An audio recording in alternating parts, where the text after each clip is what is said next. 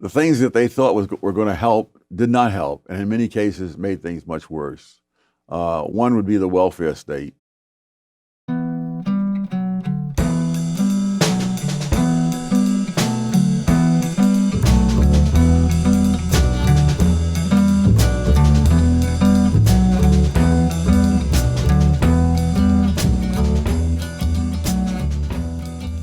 They say the road to hell is paved with good intentions. This might be that road.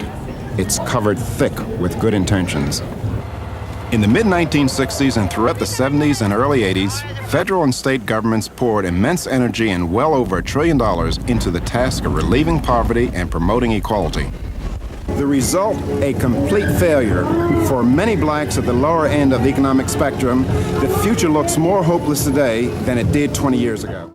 As of 1960, 2/3 of all black American children were living with both parents.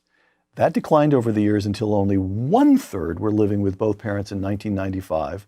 Among black families in poverty, 85% of the children had no father present, close quote. So it's not the legacy of slavery that destroys the African American family. It's the legacy of the welfare state. And why does the welfare state dissolve the family structure? For one thing, it makes it unnecessary for fathers to support their offspring. And in fact, it makes it counterproductive in many cases. A very poor man who might be able to support his family realizes his family will be better off without him. Lyndon Johnson sent people knocking on doors. I lived in the 60s, and people knocked on doors apprising women of their availability to welfare, provided there was no man in the house. And we went from 25% of blacks being born outside of wedlock in 65 to 75% right now. 95% of the men in our federal prison system have no relationship with their dad. If you look at the breakdown the black family, and matter of fact, maybe breakdown is a poor term to use. The black family does not form in the first place. You're creating a situation where if the man stays there, the government will not give the woman welfare, and if he leaves, it will. And so they're paying. When you pay people not to get married, more people don't get married. 1890, 1900, you look at census reports. A black kid, believe it or not, was slightly more likely to be born to a nuclear intact family than a white kid. Even during slavery, a black kid was more likely to be born under a roof with his biological mother and biological father than today. What's happened is we launched this so-called war on poverty in the 60s. I know firsthand about welfare dependency because of my own life living 7 years in and out. In the 60s, when they started this social engineering, black family life was relatively intact. 22% out of wedlock birth rates. Today, 72%. They collapsed the family. I came from a broken home, but in my day that was unusual. Black families were almost as stable as white families. The black family did not start falling apart until the 1960s, as more blacks were lured into the welfare culture. In the black community up until 1960s, there was a stigma associated with being on relief. Illegitimacy rate among blacks is somewhere around 70%, and back in the 40s it couldn't have been more than 13, 12%, something like that. Or the breakdown in the black family, only 35% of kids, black kids live in two-parent families. And matter of fact, when we were coming up, my father deserted us when I was 3 and my sister was 2, and they ultimately got divorced in the late 40s. But among our friends, we were the only kids in the Richard Allen housing project that did not have a mother and father in the house, and today would be exactly the opposite. It would be rare to have a mother and father in the household today. Someone who's strictly irresponsible, either the man or the woman or both, now pays no price for being irresponsible. The taxpayers pay the price, and actually the harm done to the taxpayers, which is serious, still is not comparable to the harm done to the families, especially the children. To the kids. Yeah. The LA Times had a poll where both poor people and non-poor people were asked the following question: do young poor women often have children to get welfare benefits? Not too surprisingly, the majority of non-poor people said no. 44% said that young poor women often have children to get welfare benefits. Most did not believe that. Poor people were asked the same question. Do you believe that young poor women often have children to get welfare benefits? 64% said often. So they're telling us, we're just not listening. Like some giant drug pusher, their government has lured them into dependency on a system that will maintain them in permanent poverty.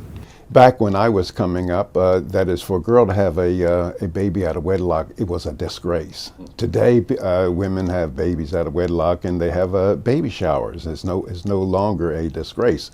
Children raised without two parents present. That was about 22% in 1960. One generation later, it was 67%, and it's gone up a little since then as well. And now the rate among whites is higher than it was among blacks in 1960. Right. So if you look at what actually happens in the wake of these wonderful sounding policies, you see disaster after disaster. Prior to the 1960s, pathology was never associated with poverty. People who were sharecroppers didn't rob folks or rob banks to do things like that. Poverty was never associated with aberrant behavior. What happened was in the 1960s, and the out-of-wedlock births occurred starting in the 60s with the poverty programs in the welfare state. The welfare state became an invading army into the black community. This whole notion that we should even have a war on poverty dismisses the fact that individuals have a role in their own lives. Well, there are actually books with titles and subtitles about the origins of poverty. Well, the entire human species began in poverty. So I don't know how we're going to say, what is the origin of this, perhaps in the Garden of Eden or someplace. There's no explanation needed for poverty. The species began in poverty. So what you really need to know is what are the things that enable some countries and some groups within countries to become prosperous. We have accepted this narrative that what we see today in Black America is a result of the legacy of slavery and Jim Crow. And what I argue in the book is that what we see today is the legacy of the Great Society, of the legacy of 60s programs that were well-intentioned, trying to help low-income blacks in particular, but had unintended consequences. And today we see the consequences that those policies engendered. The very people who want this war on poverty are the ones standing in the way of parents having choice in education. The federal government now takes 25% of the American economy, forcing the public square to become a battleground of constant conflict. 70 cents of every dollar for the last 50 years of the 22 trillion spent on poverty went not to the poor, but those who serve poor people. Means-tested federal welfare programs alone are $900 billion annually, a quarter of our national budget. When you think about the civil rights movement, it was a movement to remove governmental barriers. Jim Crow was a governmental barrier. Remove these barriers so that we can educate, so that we can attain economic success. Rather than us continue on that journey to say, okay, we've removed these barriers, now go live free. Many that took up the mantle after Dr. King's death went to Washington and politicized the movement. And so you started seeing the interest of the community move toward government intervention. When you think about government intervention, not only did the welfare class start to unravel that entire community, the working class started to become addicted to government. Today, the government is the #1 employer of black men and the second largest employer of black women. This should not occur in a free society. You see, you can't have a welfare state in a democratic country unless you first have a welfare state vision. And when you buy all the assumptions of that vision, then you're buying a lot of trouble. In 1960, 20% of Americans got more from government than they put in. Today, 60% of Americans get more from government than they put in. I think any economist would tell you that if you tax something, you're going to get less of it. And if you subsidize something, you're going to get more of it, whether it's wheat, cheese, or slovenly behavior. And indeed, United States, we have been subsidizing slovenly behavior. That is, we have been making the cost of illegitimacy or having kids out of wedlock relatively cheap. I need to say that the government has exacerbated the plight of these poor blacks. Yes. How? A number of ways. One, they've made it difficult to get jobs, to get started in the job market. Minimum wage law would be one of those things, but only one. The terrible schooling would be a major factor. That if you're going to turn out kids who are 40% functionally illiterate upon graduation from high school, then you're going to have very serious problems in the job market. And the government is responsible for that? The government Through runs the the public schools. Yes. State as well as federal. They're doing many things to make it much tougher for the person at the bottom to get started.